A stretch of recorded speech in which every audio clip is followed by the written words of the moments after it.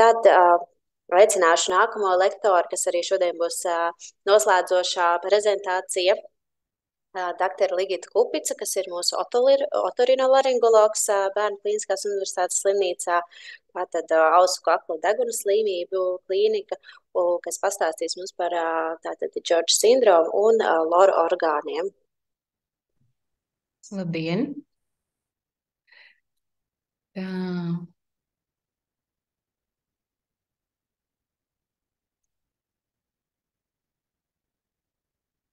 Tā, ceru, ka man prezentācija ir redzama. Jā, ir redzama. Tad es pastāstīšu, tātad, kā tad Džordža sindroms ir saistīts arī ar otorinolaringoloģiju. Varu nomierināt, ka pēdējā lekcija nebūs ļoti sarežģīta, jo īstenībā laikam mēs esam tādi ne īpaši svarīgi ārsti šajā ārstēšanā, un Džordža sindroma pacienti sastopās ar tādām pašām problēmām, kā citi mazi bērni vecumā no kādiem 2 līdz 5 gadiem, kas ir vairāk izteikti. Vienkārši viņiem, ja būs kaut kāds, tad es tālāk arī runāšu, kas tad ir tad, kad būtu vairāk jādomā par to, vai nevajadzētu aiziet arī pie lora. Tad ir tā, ka jums jau stāstīja par to, kad ir šīs te augstslēju šķeltnes šiem bērniem, un no tā izriet arī visas šīs te problēmas, kas ir saistītas ar ausu kaklu deguna saslimšanām. Un tātad šī te augstslēju šķeltne provocē to, kad ir rīkles augstslēju muskuļu nepietiekamība, tā saucā šī te velafaringiālā nepietiekamība, kas izraisīs arī problēmas, un problēmas būs ar ausīm. Un, lai tā kā saprastu, kas tad tas tāds ir un par ko es tā kā stāstīšu, tad šeit ir tāda anatomiska schēma, kur tad būs tā problēma. Tātad šeit būs ārējā auseja, bunkplēvīte, vidusauss, un tad ir tāda caurulīte. Šī caurulīte aiziet uz aizdeguni, uz rīkli. Un viņu mēs vairāk izjūtam tad, kad, pieņemsim, mums ir iesnas un mēs lidojam, mēs jūtam, kad ausis krīt ciet vai kādā kalnā strauji augšā lejā braucot, mēs jūtam, kad ausis krīt ciet. Un tas nozīmē to, ka šī caurulīte nestrādā pietiekami labi, tas ir parasti pie iesnām. Bet, ja ir viss kārtībā, tad šādas sūdzības var arī nebūt nekad arī neizjust kādu diskomfortu. Bet šo caurulīti, lai tajā iekļūtu labi gaiss, viņu regulē šie muskuļi, kas ir augstslēju rīkles muskuļi, kas šiem augstslēju šķeltnes pacientiem ir izmainīti. Un, diemžēl, slēdzot šīs augstslēju šķeltnes, neuzlabojās šo muskuļu funkcija. Un līdz ar to tiem bērniņiem arī būs šīs problēmas. Bet šīs problēmas nav tā, ka pilnīgi visiem augstslēju šķeltņu pacientiem tur ir jāskatās un jānovēro. Un ir aprakstīts, ka ir aptuveni 50% no Džordža sindroma varētu būt šīs problēmas ar vidusausi. Un tātad, kas tur notiek? Tad, ja ir ilgstoši slēgta šī caurulīte, vidusausī sāk uzkrāties šķidrums. Un šis šķidrums neļauj bunkplēvītei kustēties, tātad viņi ir tādā fiksētā stāvoklī. Un, ja viņi ir fiksētā stāvoklī, viņi nevar smuki iekustināt dzirdes kauliņus, un tas var izraisīt dzirdes pasliktināšanos. Dažreiz tas notiek ļoti pakāpeniski un varbūt nav ļoti izteikti, un vecāki var pat nepamanīt, ja tas ir viegls gadījums.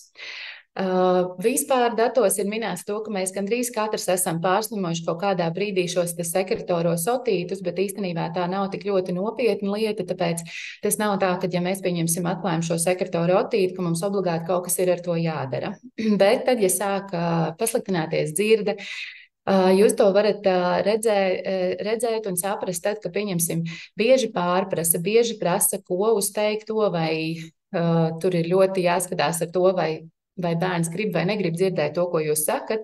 Bet, ja jūs pasakat kaut ko tādu interesējošu, un bērns tāpat pārprasa, tad ir jāpadomā par to, vai šī dzirde ir laba. Protams, tas ir vairāk, tas var būt arī citiem bērniem, kuriem nav augstslējas šķeltnes, bet vairāk tad varbūt būtu jāpievērš tiem, kuriem ir šīs augstslējas šķeltnes. Tad ir tā, ka, ja ir samazināta dzirde, tad parasti ir tendence klausīties skaļāk televizoru, vienmēr to pogu gribās spiest uz augšu. Un tas ietekmē ne tikai jūsu sadzirdēšanu, bet bieži vien šī dzirdēšana ir svarīga vispārējai attīstībai, komunikācijai ar apkārtējiem. To ļoti, ļoti bērniņiem, kuriem ir slikta dzirde, arī var redzēt viņu uzvedībā. Tātad, kā es teicu, šī dzirdes problēma var būt aptuveni 50% no Di-Džordža sindroma bērniņiem. Šī dzirde ir parasti vieglāka par 40 decibeliem, un tas varbūt neko tādu īpaši neizsaka, bet tā doma ir tāda, ka šeit ir šī līnija, un tas, kas atrodas visu uz leju, tas ir tas, ko tas bērniņš dzirdēs, un tas, kas atrodas uz augšu, tās būs tās problēmas, kurā vietā viņam varētu, ko viņš varētu nedzirdēt. Bet šī runa, ja viņa būs klusāka runa, tad viņa iekļausies šajā vietā, bet ja tā būs pilnīgi normāla runa, pat var arī nekā īpaši neizpausties, un tāpēc arī var palaist garām šo dzirdes problēmu.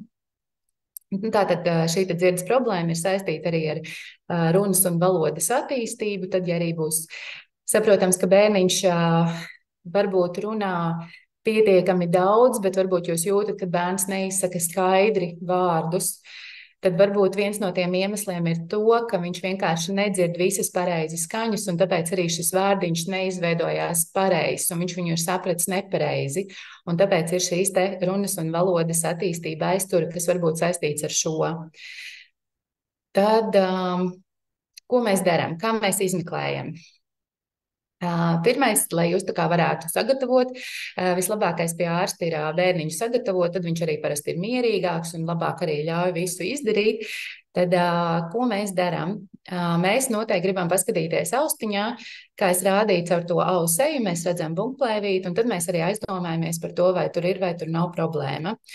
Un to mēs saucam par otoskopiju, mēs to veicam ar tādu spogulīti, un šo spogulīti ieliekot ausī iekšā, lai zinātu, ka tas nav sāpīgi. Citreiz bērniem bail, un viņi raud, un vecāki uztraucās par to, vai tas ir sāpīgi, vai tiek nodarīts bērnam pāri.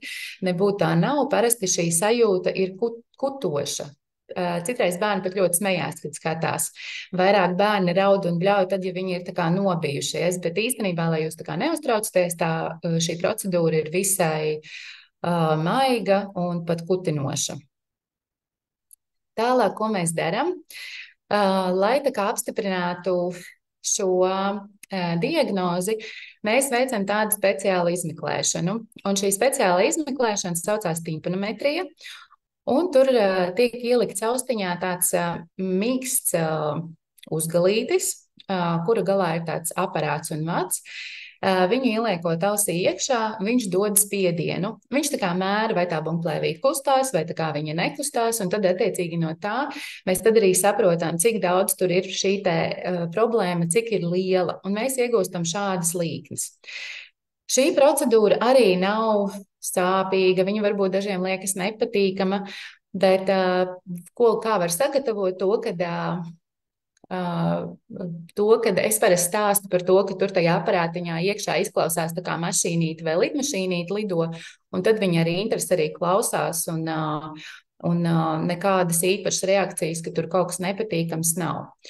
Un vienīgais, kas ir ļoti svarīgi šajā izmeklēšanā, lai tiešām šīs līknes sanāktu un mēs viņas varētu pareizi saprast un pareizi pateikt, vai tur ir kaut kas vai nav, bērnam ir jābūt mierīgam. Viņam nevajadzētu ne raudāt, ne runāt, ne kustēties. Viņam vajadzētu uz mazu īsu brītiņu, tas ir kaut kādas 10 sekundes, viņam vajadzētu būt pilnīgi mierīgam.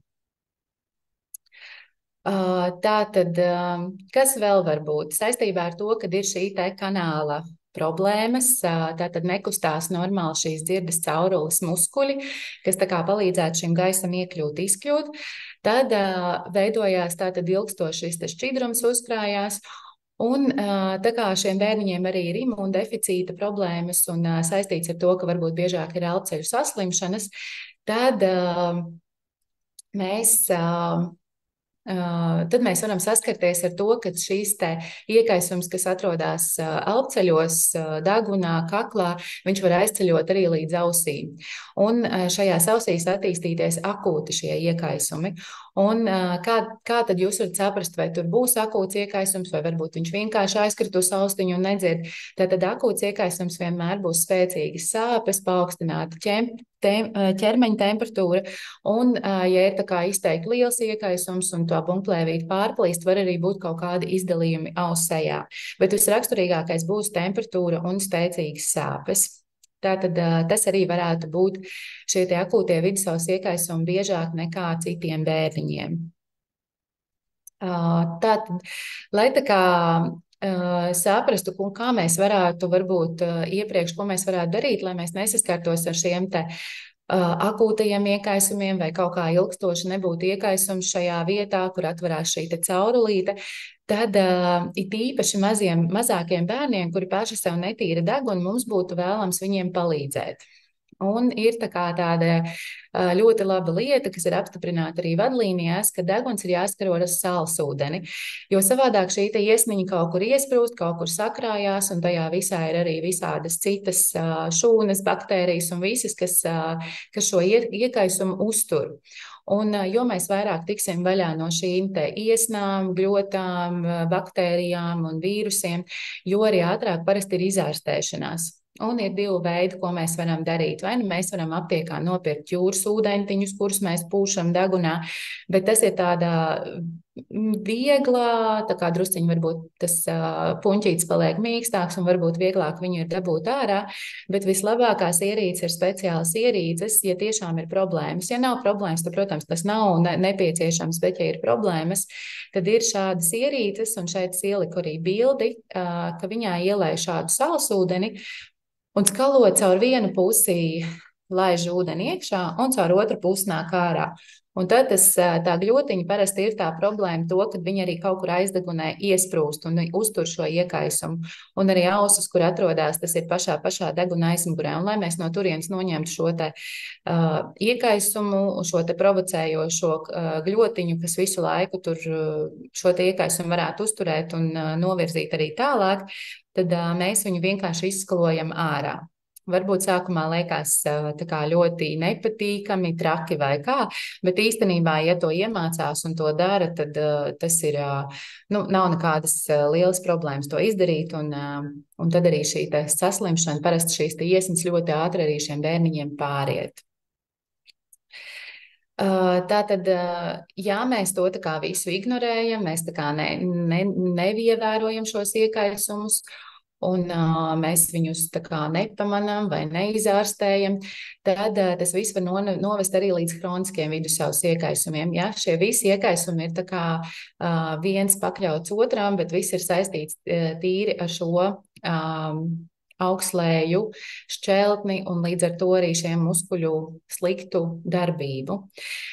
Tātad, ja ir bieži atkārtojies šie akūtie vidusceļa iekaisumi vai ir ilgstoši šie sekretori iekaisumi ar to, ka šī kanāla funkcija nav pareiza, tad var attīstīties arī tās hroniskas iekaisums. Tas nozīmē, ka tur ir stabila infekcija, kurš ir ilgstošs, kurš nepāriet, ar to mēs īsti galā tik viegli varam arī netikt. Un tātad, ko viņš var sliktu darīt? Tātad viņš var samazināt dzirdi, kuru vairs nav iespējams atjaunot, ja pieņemsim pie šiem sekretoriem vidusceļa iekaisumiem mēs varam. Es tikko atcerējos, ka es esmu aizmirsusi ielikt bildīti par to, ko mēs varam darīt ar šo sekrētu. Mēs narkozē caur ausu seju iegriežam bumbplēvītē un ieliekam mazu caurulīti. Ja viņa nespēja gaisu saņemt caur šo dabīgo ceļu, tad mēs apējam šo dabīgo ceļu un viņa var saņemt gaisu caur ārējo vidi, caur ārējo ausu seju. Un tā arī mēs viņu samazinam šo funkcijas trūkumu un līdz ar to šīs kroniskās izmaiņas mēs samazinam. Tātad, kas vēl hroniski tekošs auss var būt, tātad viņa var ilgstoši tecēt un ilgstoši problemātiski ar to, ka mēs netiekam galā ar šo tecēšanu. un hroniska auss parasti noved līdz ķirurģijai. Šīs sekrēts arī mēs skatāmies, ja viņš ir pārāk ilgstošs, mēs veicam šo caurulīti, ievietojam, bet ja viņš ir pārējošs, ja viņš ir tikai saistīts, pieņemsim, ar kaut kādu iesnu uzliesmojumu, ar kaut kādām akūtām infekcijām, mēs pat šo caurulīti nemaz neliekam, mēs vairāk novērojam, vai šis iekaisums nav pārāk ilgstoši iesprūdis. Un, lai tā kā saprastu, vai tā kā dziļāk varbūt izvērtētu dzirdi, bet tad, ja ir šīs sekretors vidusauss iekaisums, tas nav nepieciešams, bet, ja pieņemsim, ir kāds hronisks iekaisums vai kaut kādas ļoti, ļoti rēta, tāpat kā citiem bērniem populācijā, protams, var būt arī citas dziļākas iekšējās auss problēmas, tad to var veikt ar dzirdes pārbaudi, ko sauc par audiometriju, bet šobrīd to veic bērnu dzirdes centrā. Mēs šo audiometriju šobrīd šeit neveicam, bet to jums noteikti pateiks, vai jums vajag, vai jums nav nepieciešama šī dzirdes pārbaude tieši bērnu dzirdes centrā. Un paldies no manīm viss. Paldies doktorai Kupicai par pārskatu un par īstenībā ne tikai Džordža sindroma gadījumā, bet vispār par biežākajām tādām bērnu LOR problēmām maza bērnu vecumā. Tā kā paldies. Tā redzu, te ir arī viens jautājums čatā. Ja vidusauss iekaisumu sekmē pasīvi vāji funkcionējoši sejas un augstēji muskuļi, vai ir kādi logopēdiski vingrinājumi vai miofunkcionālās terapijas, masāžas, kuras palīdz izkustināt šo kanālu. Un, jā, tātad savā ikdienā cīnās tikai ar sakām, lietojot antibiotikas. Vai kaut ko mēs varam darīt funkcionāli, lai šo kanālu iekustinātu? Tāds. Mēs varam darīt, un viens no tādiem ir... Bet, protams, ka tas būtu nepieciešams droši vien sākumā pārbaudīties, un tāpēc to es nepieminu. Tas ir tas, ko ārsts ieteiktu, bet arī tas nav pilnīgi visiem, ko mēs varam ieteikt. Ir tāds izmeklējums deguna izpūšana pēc valsalva. Tas ir tā, ka aiztaisam degunu ciet, aiztaisam muti ciet, un tā kā pūšot gaisu ārā, mēs viņu iepūšam ausīs. Tas īstenībā ir ļoti, ļoti sarežģīts vingrinājums, un to bieži vien pat īsti pieaugušie nevar veikt. Pirmkārt, ir bailes kaut ko tādu izdarīt, un vēl ir tas, ka nepieciešams skaidri saprast, kā to darīt. Tas nav tā vienkārši mēs aiztaisam, iepūšam un viss ieiet. Tur ir nepieciešams speciāli muskuļu darbības, lai mēs tā kā to varētu izdarīt. Tas ir viens, ko var darīt, bet tur arī neko sliktu. Īpaši, ja šādus vingrinājumus veiks veselai ausī, tas arī neko sliktu neizdarīs. Vienkārši ir ļoti grūti saprast, it īpaši šīs problēmas vairāk būs mazākiem bērniem, un ir ļoti grūti tam mazajam bērniņam saprast. Bet ir vēl tāda lieta, ka ir tādi baloni, kurš aizstāja šo te valsalvas mēģinājumu, ir tādi baloni, kas ir jāpūš. Un šie baloni arī, diemžēl, nav Latvijā pieejami, viņus internetā var nopirkt. Un tas ir vēl kaut kas, ko var darīt, jā, lai nebūtu neaiziet līdz operācijai, bet tur ir jāskatās. Tāpēc mēs vienmēr skatāmies, ja tas tomēr ir pārāk ilgs šis šķidrums, tad mēs tā kā visdrīzāk un pietiekami daudz mēs nemēģināsim šos te valsalva un šos te baloniņus, jo mēs varam nonākt līdz tam, ka šīs izmaiņas jau paliek par tādām patstāvīgām, un jo mēs ilgāk gaidām, jo lielākas ir šīs te izmaiņas. Tāpēc labākais ir tad, ja ārsts tomēr paskatās un saprot to tā kā varētu, kurš tad būtu tas, vai mēs kaut ko tā kā cenšamies iespiest tanī caurulītē, vai tomēr labāk kaut ko citu darīt.